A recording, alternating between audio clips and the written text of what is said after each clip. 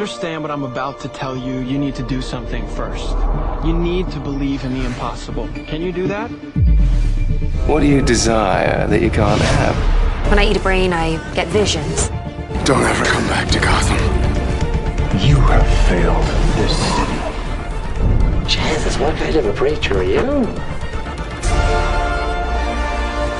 There's about a dozen ways that I could stop you right now. But I don't think I have to.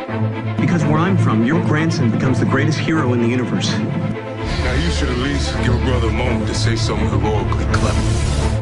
In the future, my friends may not be heroes, but if we succeed, they will be remembered as legends. Welcome to the DC TV report for the week ending Saturday, April 6th, 2019. I'm Edward O'Hare, nickname to be determined. And I'm Sarah Netzley, academic by day, freelance writer by night. We're here to bring you recaps, news, and commentary for all live-action television shows based on DC Comics. And we have 3 new episodes this week, including a mid-season premiere. Mid-season return? I don't know, Legends is back, y'all. Yeah, we got Legends back, plus we got a Supergirl and a Doom Patrol. Oh, lots of stuff. But most importantly, Ed, how hard is it going to be for you to not just shout about Shazam all the way through this episode? Oh, well, you know, I could be professional about it. It was awesome.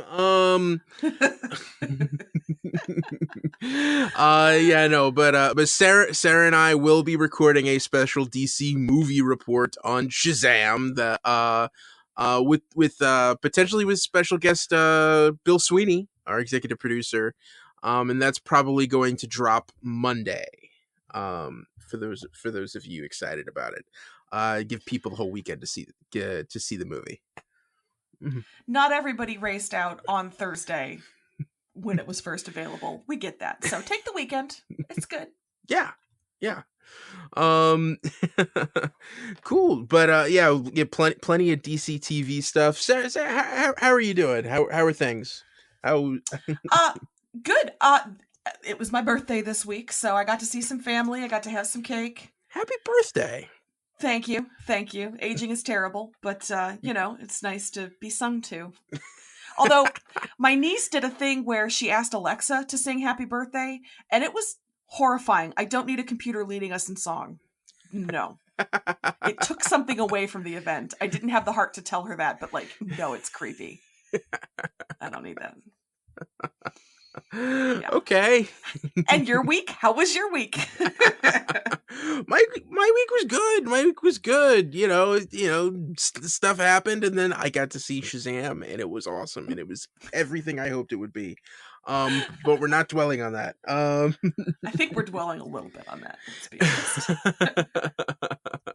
honest. Quick housekeeping. Not housekeeping. Just a quick thing. I'm trying to do a little bit more towards the end of the show, towards the beginning of the show rather than the end, or as well as the end. Anyway, if you want to get in touch with us, please tweet at us at DC TV Report. When shows go live, I try to live tweet. Throughout those quippy remarks, but we'd love to hear from you. Also, if you want to email us, we have an email address. It's dctv@wickedtheory.com. We'd love to hear you. Love for any kind of interaction, and whatever podcast app you're on, if Apple Podcasts, Google Play, or whatever. If there's an option to rate and review us, please do that. Please rate and review us. That helps other people find us. So yeah. We got 3 episodes this week. And prepping for a movie report. We have a nice little batch of news. Sarah, you ready to jump right in? I know this is fast. I say we do it. All right, let's do this. First up is Supergirl, Season 4, Episode 17, All About Eve. Alex, Lena, and Kara put aside their differences and work together to find Eve Tessmacher and learn her connection to Lex Luthor. John summoned the spirit of his father to help him with his identity crisis. James was trying to convince his sister that he did not need therapy. Ben Lockwood brought his son George along while he tried to secure votes to repeal the Alien Amnesty Act. Last minute reveal, Alex and Lena promised Supergirl that they did not believe she killed a bunch of people in the Oval Office and set the White House on fire, and they would find the person who looks just like Supergirl that did. Sisterhood. Okay, yeah, that was great, and I don't mean to blow that off. I super love that, but I need us to talk first about Lex's handwriting is crazy nice. Did you notice that? No, I did not. Beautiful. When Alex reads that letter he left for Lena, his handwriting is glorious. I actually paused and was like, "That's really the swoops are. This is." I may have been focusing on the wrong thing in that scene. But Lex has really good handwriting. I'm sorry. Okay, let's talk about the episode. So yeah. I mean, we were talking before we started recording that this episode had an odd title. It's all about Eve, but I think Miss Tessmacher is on screen for maybe 15 seconds. Yeah, it was more talking all about Eve as opposed to actually the actress getting paid. So, I did enjoy meeting her aunt, who takes blood orange cake out of the oven with her bare hands. That would actually be kind of awesome. Yeah, well, actually, I think that was Cousin Bitsy, wasn't it? Oh, I'm sorry. Yeah. It was Cousin Bitsy who was house sitting for the aunt. Sorry. Yes. Yeah, and blood orange cake. Is that a thing? I bet it is, and I'm a little sad they didn't flash a recipe up on the screen afterward, because I would have given that a shot. Yeah, it sounds like a Florida thing. That sounds like something you... Oh, I have too many mean jokes about that we might have Florida listeners, but sure. Yeah. I'm trying to think, like, a blood orange cake as opposed to just a regular orange cake. Well, yeah, that's how they get you. Okay, don't mind my typing. Blood orange cake recipe. Yeah, that's a suggested search. Yeah, that actually, here's one with easy in the name. I'm all about it. So. Oh, there we go. Yeah. I'll make it and report back at some point. How's that? There we go. So yeah. So Alex and Lena, who both distrust Supergirl for completely different reasons, were working together.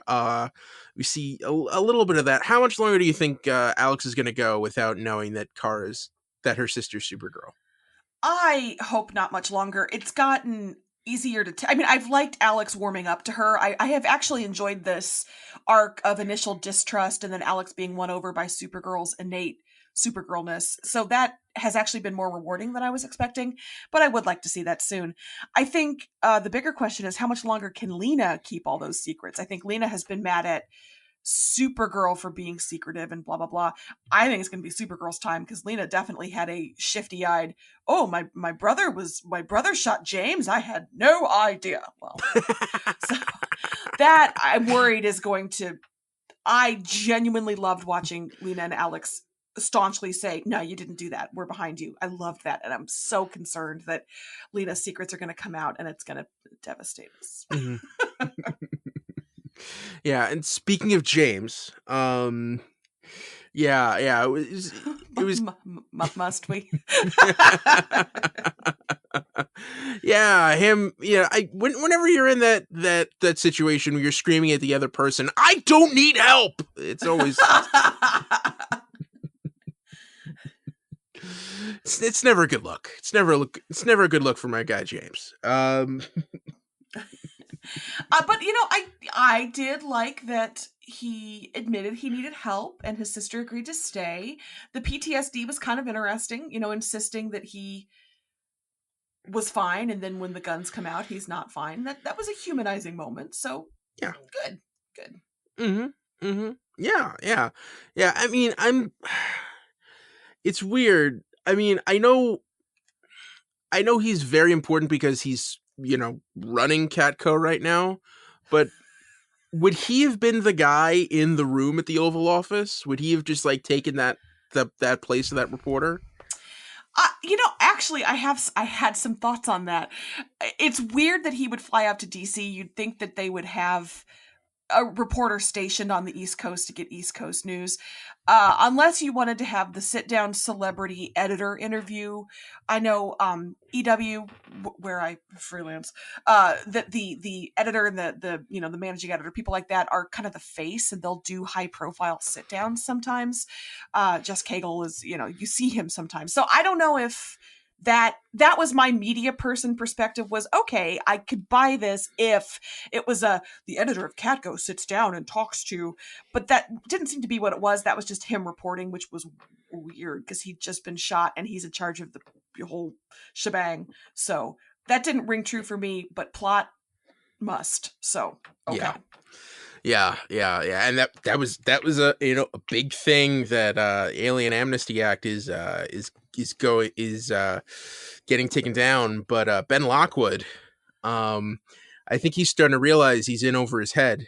And that was a weird take your kid to work day. That's a weird choice for that, but I guess you get the time with your kid that you can, and you're grateful for it, right? Yeah. I'm worried that his kid is gonna mild spoilers for The Flash. If anybody is behind, I'll give you 3, 2, 1. That his kid is gonna turn into a cicada kid, Like I feel like that there's something off about that kid, so I don't like it. I don't trust it. I hope you have kids who grow up just like you. Yeah. So yeah, and I think now finally that brings us to the last big story, and to me the highlight of the episode, which was John getting to telepathically commune with his dad, and discover that this Martian religion thing, it was important, but it doesn't really seem like you're into it, so you don't have to worry about it anymore. Honestly, it was kind of a confusing message. It was very confusing. It was okay, good. Message. Thank you. There are times with comic-y things like that when I'm like, do I not understand that? Who's going to come along and retrieve those if John is the last Martian? I don't quite understand.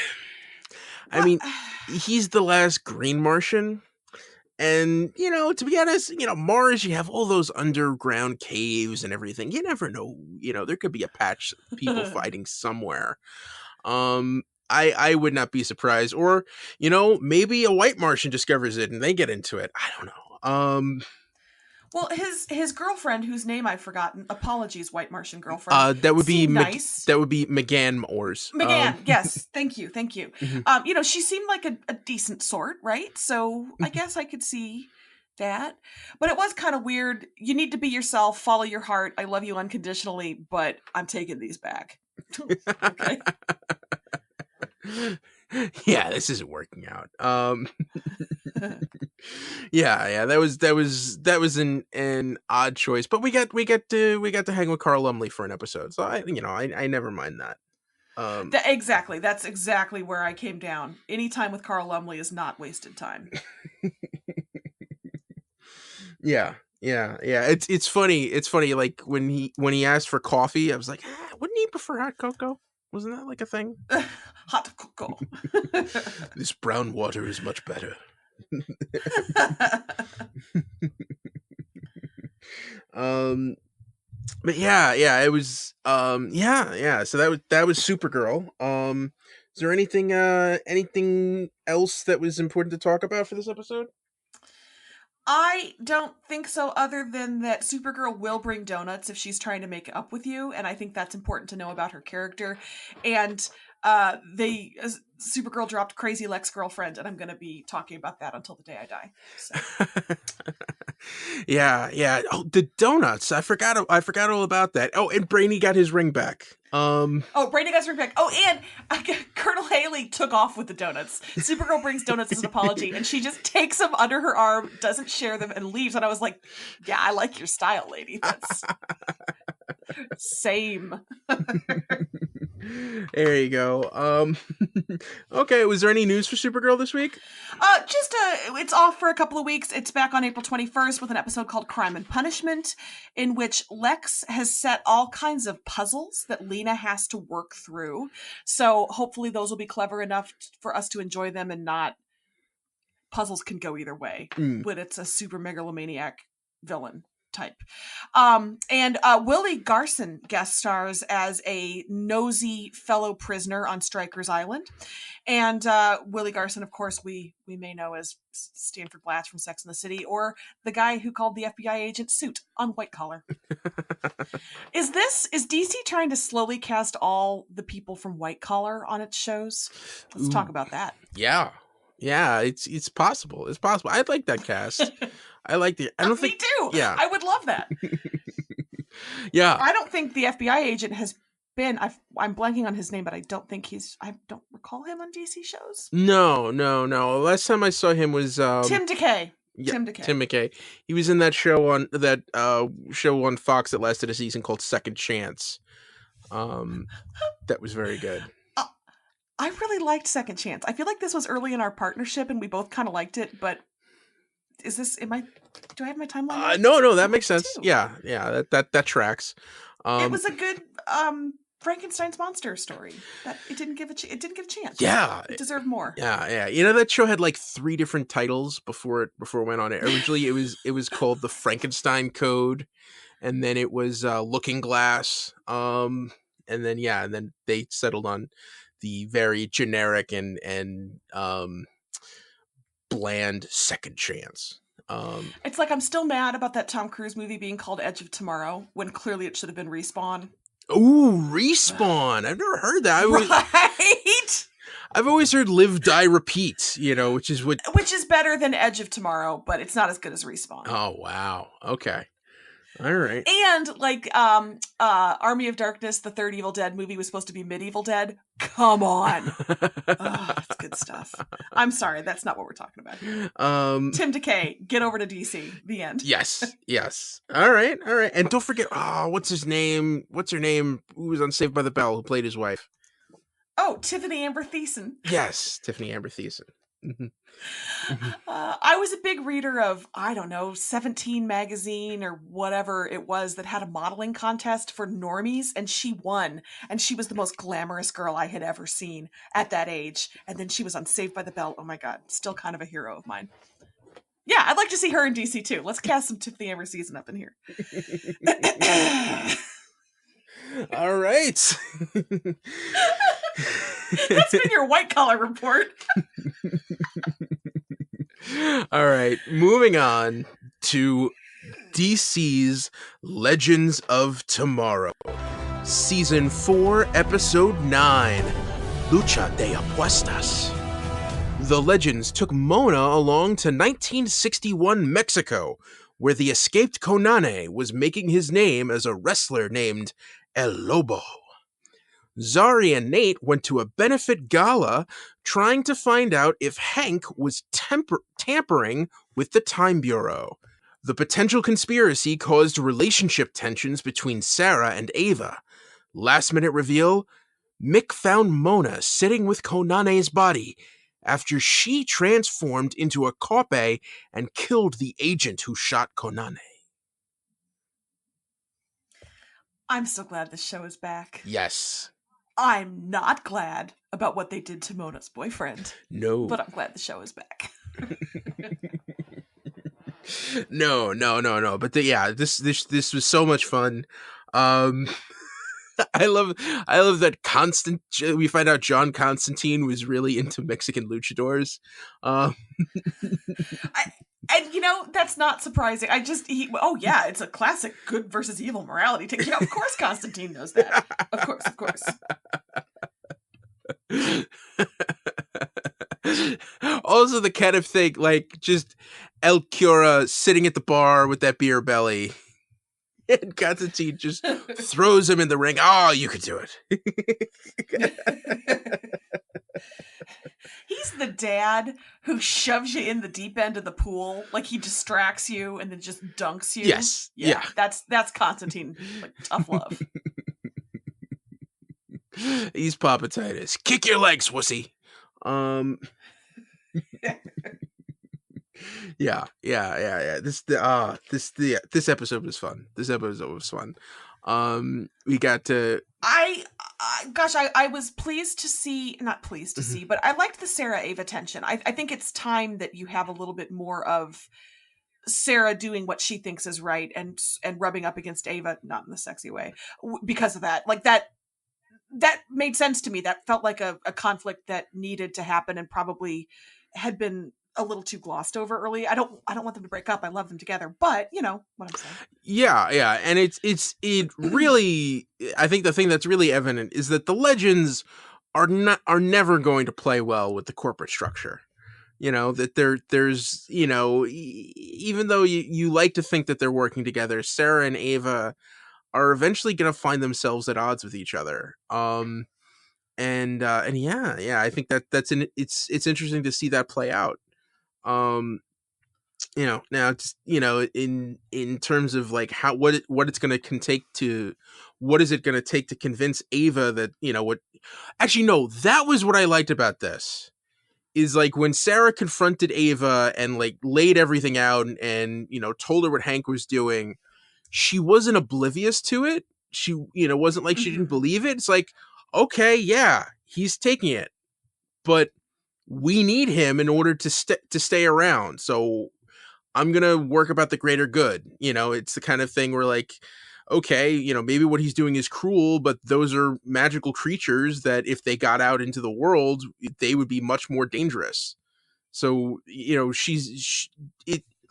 it doesn't make her like this oblivious character who has no idea what's going on. She knows exactly what's going on, but she's allowing it to happen because, you know, she thinks that's what's best for the Bureau right now. You know, it's interesting the moral quandary that puts Sarah in. Yeah, agreed. And I liked that Sarah believed Mona. I just like that she listens to evidence. You know, that she's not. I just like Sarah. I like all these people. I'm so glad they're back. I'm sorry. This is not going to be a great section because I'm just so happy to see all of my Legends of Tomorrow friends back. So. And of course, you've got Ray, innately good Ray, being like, we need to treat her with respect. Mona is here as our guest. Yes. Heart eye emojis to Ray. Yeah. And Mona's a big Mick fan of his romance. So good. Oh, Mick met a fan in the wild. It was wonderful. And he seemed really broken up that when he had to tell her what's going to happen to those characters. Well, you care for these characters and you have to cause them pain sometimes. It's hard. Mick feels things. But yeah. Now, also another person who's playing the edge of the knife, the edge of the fence right now, is Nate. And doesn't Nate seem like a really cool spy right now? Like, I'm so angry that I like Nate as much as I do.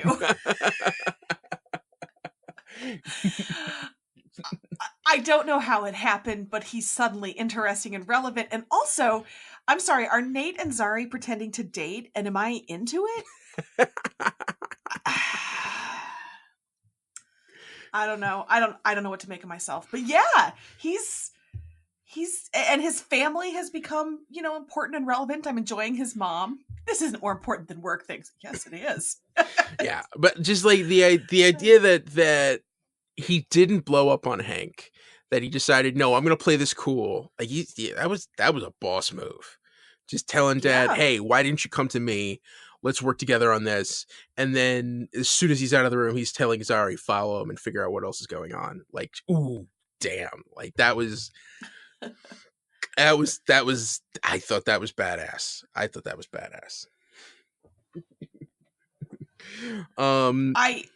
am shocked to find that when it comes to Nate, and you just said what you said, I agree. There it is. Yeah. And and you know, well, that's right. Charlie was grounded in this episode, so that's why she wasn't around. Yes, and she was upset to be grounded on a Lucha episode, so I get it. Because I'm trying to figure out like why wasn't she a part of this story, and it's like, oh, okay, so that's what they do with the character. What was and then Well, we need to talk a little bit about Gary. Yeah, He doesn't know his name. He doesn't know why things are things, and he doesn't know where his nipple went. Poor Gary. And I hate how we just left him there. Like we never. I know. He walks out of the elevator, grabs Ava, and is screaming, "Where's my nipple?" And then we don't. I have to believe this show is gonna circle. They're not just gonna leave Gary out there. They're not gonna leave the Virgin Gary out there. They're not gonna. Yeah. We're gonna do something, right? Yeah. Poor Gary. Yeah. Well, it's also because he has that crush on Mona, but it's like, how is he gonna compete with a Kaupe? A dead Kaupe. I mean, like, how do you get her over her dead wolfy boyfriend? That's hard.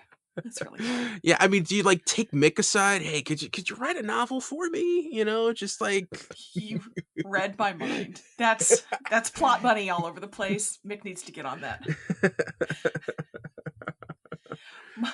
My dead wolf boyfriend. My dead wolf boyfriend's ghost. Ooh, Mick, this is. Excuse me, I have to write some notes. All right. I do have a question. Are people saying chillax again? Because I feel like I heard it a couple of times this week. Is that a thing again? Because no. Really? Yeah. I'm always behind the times, so I actually just started saying chillax for the first time. All right, well, I guess we're gonna allow it. We're gonna let it happen then. Cool. Yeah. And you want to talk about the wrestling? If we have to. I'll listen while you talk about it. Wait, like the technical aspects, or well, no, I mean just the whole setup of the luchador environment, and I don't know if you're a fan of Glow on Netflix. Yes. Have you met me? Yes, yeah, but I think one of the cool things about wrestling is the storylines. Mm-hmm. And the way that it creates drama, and it's really just a really macho version of a soap opera. Uh-huh. And the key to this was getting the storyline so that the audience got back on El Cura's side. And in the end, I thought it was really cool because you didn't want Konane to lose. That it was a way for them to band together, and that's how they were able to win over the crowd. I thought that was really cool, and also that's the way that they beat the Time Bureau. Yes. And I also like that, of course, the Legends jumped in on the fight. Of course you're going to have Ray hitting people with chairs at some point. Yeah, exactly. But yeah, no, I agree. It was a nice way to write for the Konane's character, and I enjoyed watching Mona sort of glow, knowing, I didn't mean to say glow again, but watching him live out his potential and be worshipped the way he's supposed to be. And I thought that payoff was nice, and the setting really worked. It was good. I enjoyed it. Yes. Cool. All right. And just as a reminder, the episode was Lucha de Apuestas, and Apuesta is bet. So bet fight of bets. If anybody was wondering. Okay. All right. Was there any news for Legends? Let's see. Just a short little story that I thought was charming. IO9 had an interview talking about how the Legends writers were going to make Nate's dad be the villain this season, but Thomas F. Wilson, who plays him, is so charming and so lovable, they couldn't make him the irredeemable bad guy, so they had to change the villain for the season going into it, because apparently Tommy Tom's just nice and they didn't want to make him bad. So I'm charmed by that. So instead, we're going to get more of the Constantine demon Nemon conflict is going to be the big bad this season for the rest of the season, apparently. But yeah, Biff too lovable to make it redeemable, I guess. Yeah, even though he was the bad guy in that movie. Okay. No, that's cool. I think that'll also be the arc because you don't want Nate's dad to be that bad a guy. I mean, he is that bad a guy, but that Well, and what's interesting, I thought, was you could see it. I mean, when you introduce him, he was doing all kinds of nefarious, secret things, and I mean, it really did seem like that's where they were going with him, and you could kind of sense them veering away from that in the later episodes. So, yeah, so I'm sure they're gonna redeem him. I think that's gonna be the thing. I mean, and Neron does cast a very convincing spell, so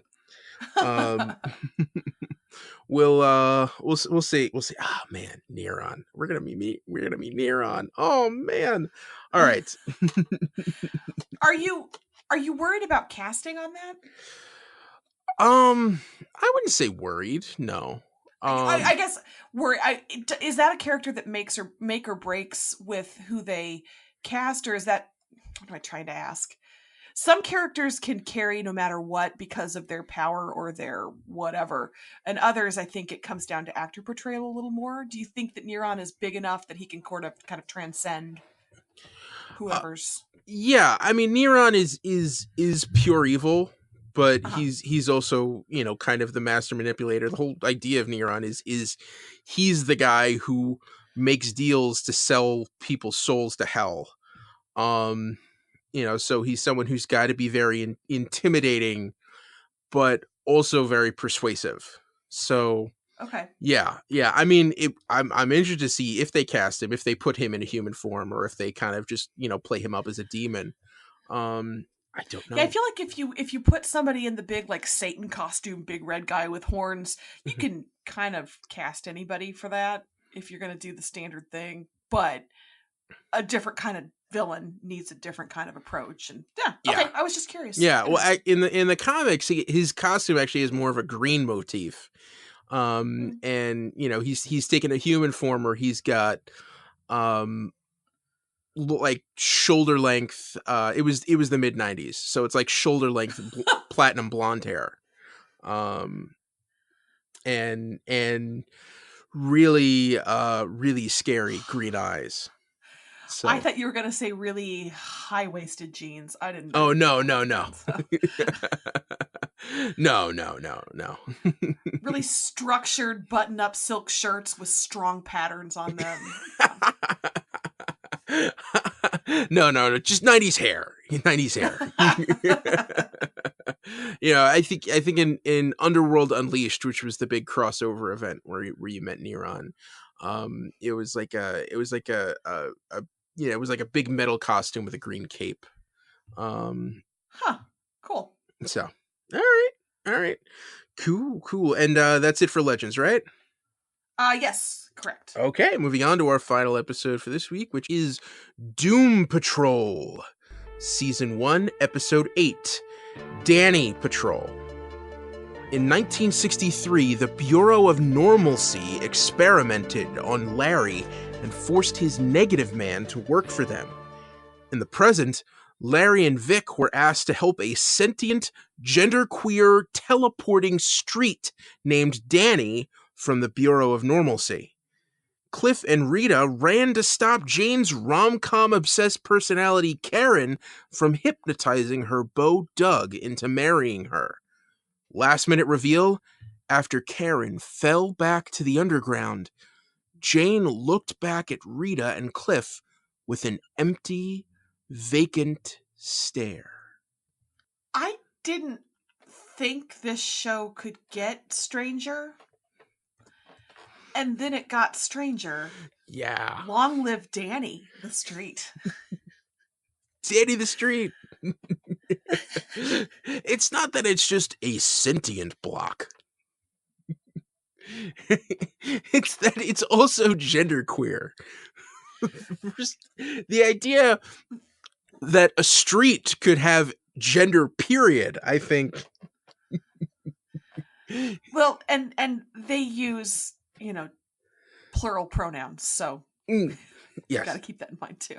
Amazing. I don't even know where to start with this.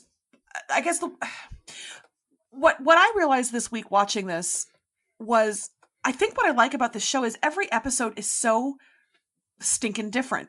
I have been watching The Twilight Zone, the reboot on CBS All Access. I'm recapping it for EW.com. Find my recaps there. Oh.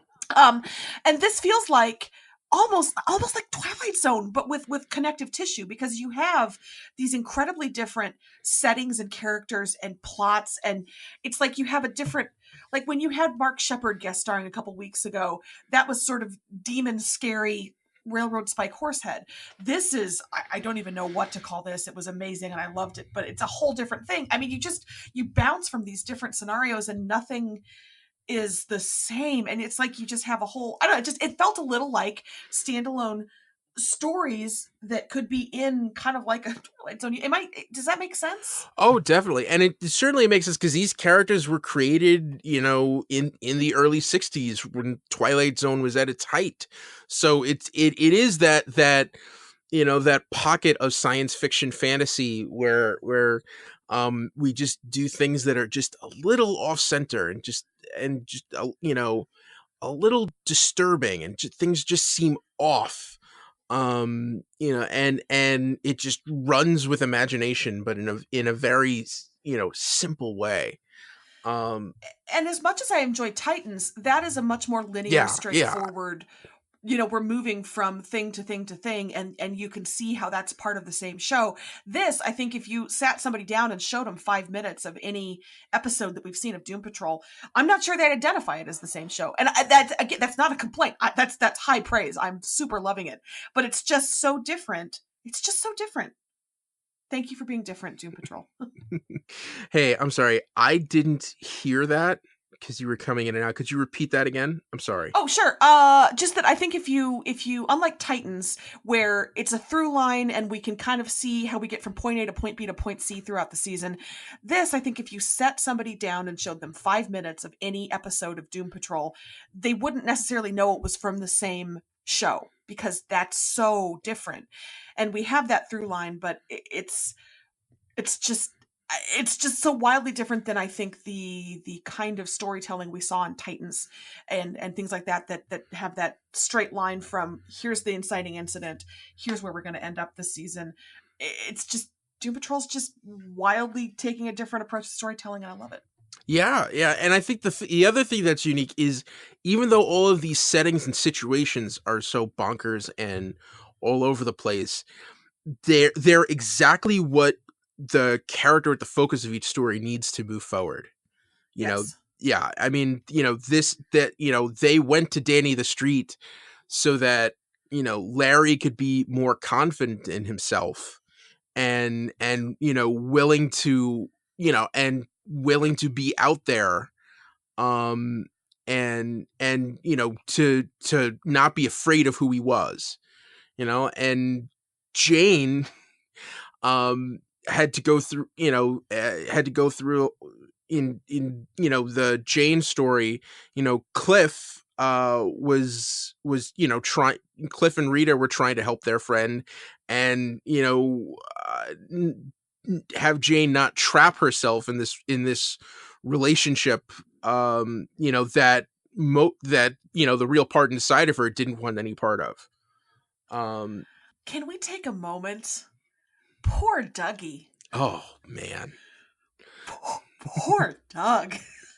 The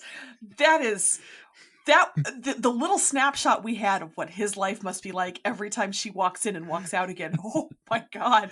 Poor Doug. Well, and here's the thing. That family needs to work on getting him another girl. I think I'm not sure Karen would care if he had another girl when she showed back up again. I understand that. But still. It would be enough of an obstacle for Karen that maybe I don't know. Oh, that's right. No. Let me tell you, having watched 90s rom-coms, she would see that girl as the wrong girl. And Dougie's with the wrong woman. He needs to be with true love. I could write that dialogue for Karen. Yeah. Well, and then we get Best Friend's Wedding, in which Julia Roberts is really mean. Oh yeah. Julia Roberts is not a good character in that. No, she's not a good person. So I'm not sure what the crossover is here, but Doug was played by Brent Bailey, who was Alex Knightley on Emma Approved, which is the web series based on the Jane Austen book Emma. So I don't know what the Jane Austen web series / Doom Patrol crossover audience is, or if it's just an audience of one and that is me. But I almost died when I sat down to watch this and realized that was Alex Knightley with a big old beard.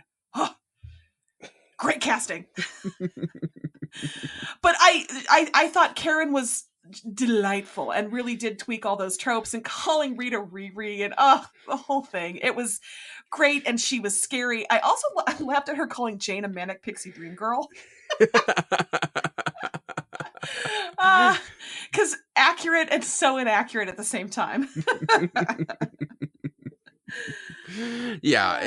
I thought it was cool that like Rita let that go as far as she could, and then finally just, all right, let me just invite Cliff in here. I liked the idea that Rita knows what to expect from Jane and wants to help her. I like watching Rita care for people and mention that shared history, and I thought that was just a great role for her to play this week. Yeah. And also the fact that because Cliff's a robot man, Karen's spell doesn't work on him, and he destroys that wedding really fast. I would like a rom-com with Cliff where he just destroys weddings. I'd watch that. And also, if you're Doug's family and all of a sudden you walk in and you realize the man giving away your potential sister-in-law is a robot man, what's the story there?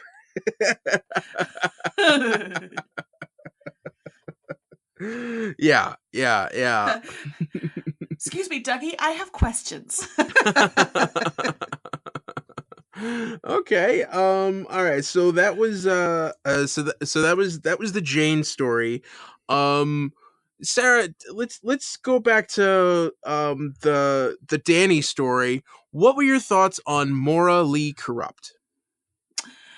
I loved the way Danny recognized what Maura Lee Corrupt needed when Morris came in originally on the street and pulled him inside the cabaret. I thought she was a great kind of guide leader. I'm sorry, watching her kick the crap out of her former partner with those amazing high heels was pretty fantastic. I couldn't do that in combat boots, and she made it work with those heels in combat. It was great. How about you? Yeah, I thought that was great. And you know, the idea of, you know, we're just gonna put her in a was it Peeping Tom's perpetual cabaret. I thought that was a lot of fun. I thought the drag show was really cool. I'm surprised you don't see more of those in movies. I'm a big fan. I did like from the stage them calling out the Terminator King Tut realness when Cyborg and Negative Man showed up. Yes, and I think the real thing we have to talk about, that I know listeners are waiting for us to get to, listeners are waiting for us to get to, is what at Bowerfett has called, I think we have a winner for the best musical number in a superhero show.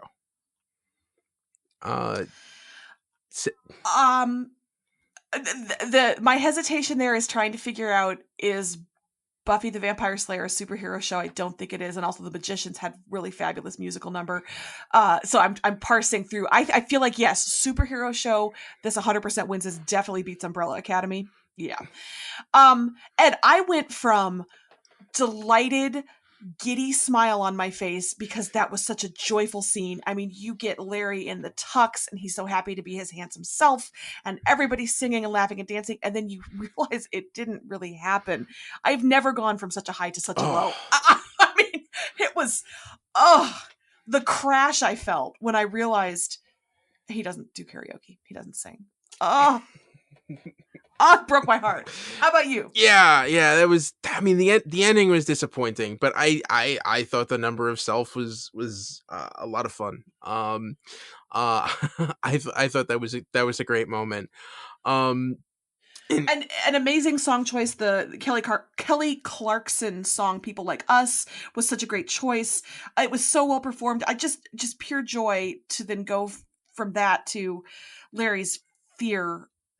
Totally. I mean, I understand. I'm not faulting Larry, but so well done. Hey, was that Matt Bomer really singing? I think it was. I assume there's nothing Matt Bomer can't do. So that's just my assumption. Yeah. And I thought his Larry Trainor's story arc for this episode I thought was very strong. Those flashbacks, those were heartbreaking. Now I want to know, like, what did the Negative Man have to do with the Cuban Missile Crisis? Like, what was up there? Yeah. I thought this was a really interesting way to bring out his character, and I hope that he stops running away now, that he's down with the team and he's going to take a more proactive role in trying to find Niles. And I'd also like to think I don't know if it's possible for him to work a little more closely with the passenger inside him or not, but if that kind of, I mean, to use a Flash reference, does he need to work with the Killer Frost in him? And will that make him a better, more grounded person, better on the team, better as a friend, all of that. I'll be curious to see if that's part of it too. Yeah. All right. Was there anything more for this episode? I don't think so. I loved it. I didn't expect what they gave me, but that was so fun. Yeah. Oh, grief. All right. Any news for Doom Patrol? No, not really. We're still rolling along. All right, then let's move on to news for other shows. Okay, let's start off with Arrow. So I feel like we have more interesting things that came in from tweets on Arrow as opposed to actual news. But actual news. Showrunner Beth Schwartz says everybody who read the season 7 finale script cried. It gave Stephen Amell goosebumps. I feel like this is our usual PR leading up to, a season finale. But that's great. I hope it's good. I hope it's as effective as we think, because it is going to be apparently Felicity's last episode. Beth Schwartz also did an interview talking about how much they enjoyed creating the world for the Flash forwards. They'd like to see what happens in the future, that they'd love to see the characters go on in some capacity after the show's over. They love their future story. I mean, it sounded like if the CW was looking for spin-off potential, they feel not optimistic, but they feel very good about the world they created. So CW hasn't said anything other than that they want the Arrowverse to keep going in general. So I would think a flash forward Black Star type thing would be on the table, but we have nothing official on that. So. Yeah, that seems like an odd. I still think that's an odd choice. Like that's what you're gonna pull. I think Arrow was the street action hero, and now that Batwoman's coming on, I think she's kind of gonna be taking that role. I mean, I think the storyline, okay, it's interesting, but I don't know if it has enough legs for a series. I could see maybe them coming back to revisit that time period on Legends, but I don't know. Yeah, and I mean, it's what we've been talking about all along, which is that the flash forwards are so grim, and that's not really a future we would want for these characters we love. Do we want to keep living in that world for that long? And if we have a flash forward show, does that affect the stories that Flash can tell? For example, or Supergirl. I know Supergirl's a different Earth, but can you do that in a way that doesn't that would it tie the hands of the other shows to have this future where we can reference things and they're kind of fixed? I don't know. I like Black Star. I think the character is interesting. I just don't know about the world and the flash forward and the grimness and all of that. Yeah. All right. What else? Tweets. Yes. Yeah, we did. Yeah, we did get some good tweets from Arrow. At Mully2910, in reference to we announced that Emily Bett Rickards is leaving. She said, "I'm off to buy a liter of mint chocolate chip ice cream to process today's information. I cannot quite work out how we can have another 10 episodes of Arrow with no Felicity, 10 episodes of no grieving widow. Come on. And then some really informational. Our buddy at Trish Summers 87 gave us some information saying that Arrow doesn't sound like it was about that.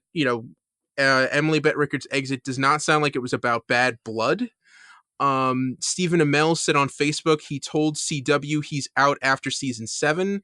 I hear contracts assumed the show ending with season 7. Then execs convinced Amell to see it through to the crossover. But Emily Bett Rickards had already signed on to a New York City, to a Broadway play. And she said they just announced her play for July and August. That's when they shoot the first few episodes. But assuming its run isn't extended and she isn't committed to something besides this, I'm hopeful she can be back for the season finale. Her exit seems amicable, so fingers crossed. I hope that too. Mostly the amicable thing. I'd hate to think that the show would part with her on bad terms or vice versa. So I hope that's all the truth. Yeah. And in case anyone's interested, I think it's an off-Broadway play called Reborning. It's supposed to be a dark comedy. And I was going to say that is the extent of what I know about it. So. All right, cool. All right, so that's Arrow. That is Arrow. Moving on to The Flash.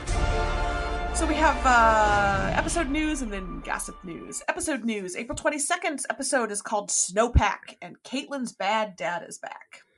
So, Kyle, okay. What's your name? Here we go. Icicle. Yes, thank you.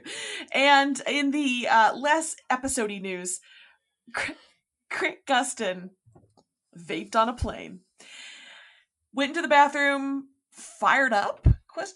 His vape pen, smoke emitted, the pilots had to put on oxygen masks. It was a whole scene, and I'm just so amused that he was more like his evil character from Glee, Sebastian whatever, than Sweet Barry Allen vaping on a plane.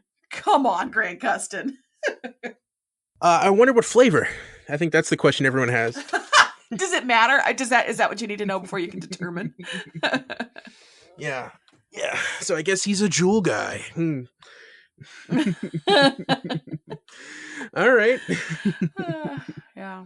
So I just thought he's just so squeaky clean on The Flash. It amused me. I realize the actor is not the character. I know, but anyway.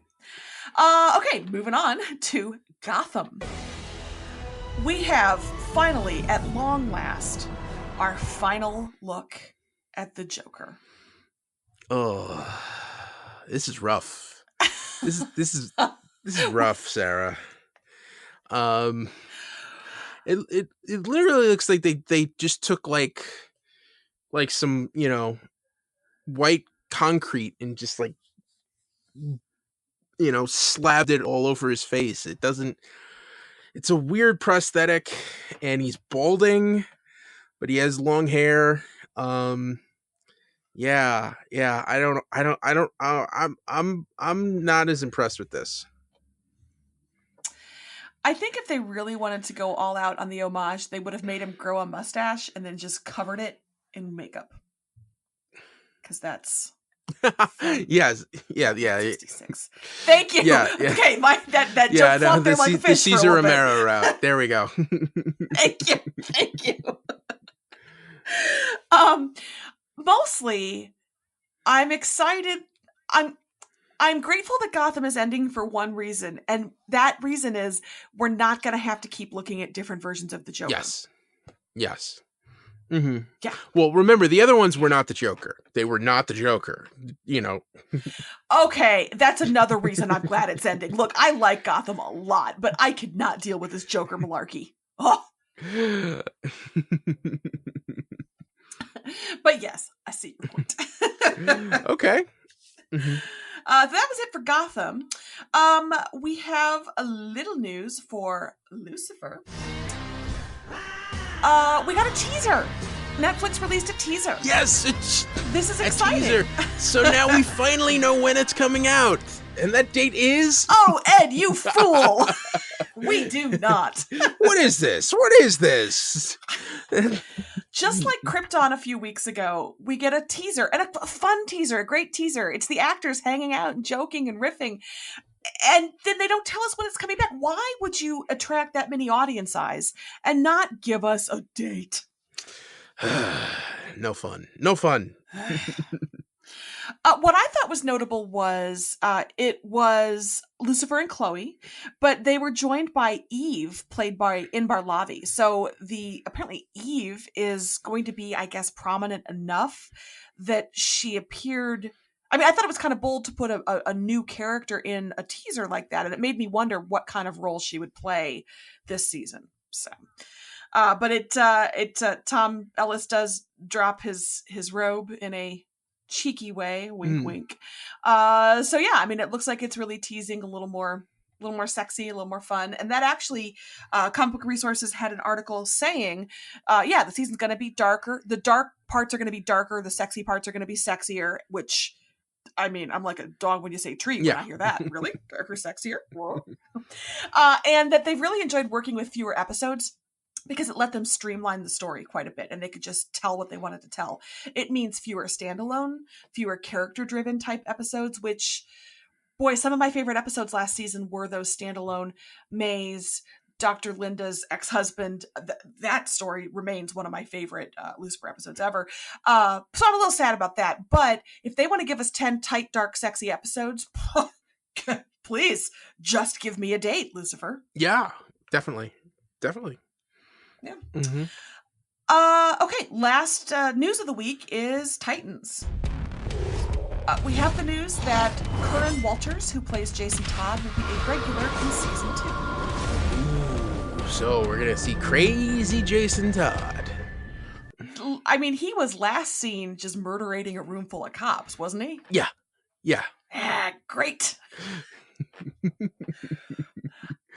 I don't know how I feel about that. How do you feel about that? What was Bruce thinking?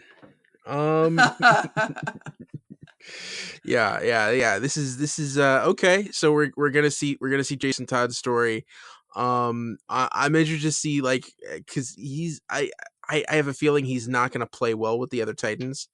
And you think? Yeah, the Titans don't play well with the Titans. I mean, like, it's. Well, also, like, are they going to put him to the brink, and are we going to get his tragic ending this season? Oh, I don't know. And, like, how is this going to play out without Batman around? Yeah. Well, I mean, is he a character who could interact with Deathstroke? I mean, is that going to be? I mean, he could. Yeah. Definitely. I could see that. Yeah, that's definitely a possibility. Sure. Yeah. So, sign up for sociopathic Jason Todd for season 2. All right. And that was it for the news, right? That was it. So, winners for the week. I am going to go straight up, because it's I think to me this was obvious, and it was Larry singing. That I thought that number was great. I thought it was a lot of fun in a very dark show, and it did have a dark ending, but I thought the production value on that was great. And also in the middle of it, we got Cliff and that little kid from around the corner doing a dance off. What a great scene. You're right. Oh, it's good. Mm-hmm. That's funny, because my winner is similar. My winner is just straight up Danny the Street. Oh. Because, they provided a haven for outcasts and people who felt like they didn't fit in, and it looked like a happy place for everybody to be and to live. And I thought when the street was not in hiding, they were beautiful and bright and bustling, and you got that great cabaret. Like, Danny the Street just looked like they're a happy, sentient, genderqueer street providing a home for people they love. So, Danny the Street, that I did not see you coming, but I'm glad I met you. All right, cool. We did an episode, Sarah. We did an episode, and we're gonna do another episode. Yeah, we are. We're gonna record that later, with our buddy Bill Sweeney. So stay tuned. Monday, the day after this episode drops, we are going to get a special DC movie report on Shazam. I'm so excited. Thank you everybody for listening. But that's the DC TV report for this week. You can find us on Twitter. I'm at Edward O'Hare TBD. I'm at Sara Netzley, SaraNetzley. And follow the show on Twitter at DCTV Report. Send along your emails to dctv@wickedtheory.com. Also, be sure to subscribe to our show on your podcast app of choice and rate and review us. That helps more people find us. Check out our sister shows, The Wicked Theory Podcast and Preacher vs. Preacher. This has been a Wicked Theory Studios production. Executive producer Bill Sweeney.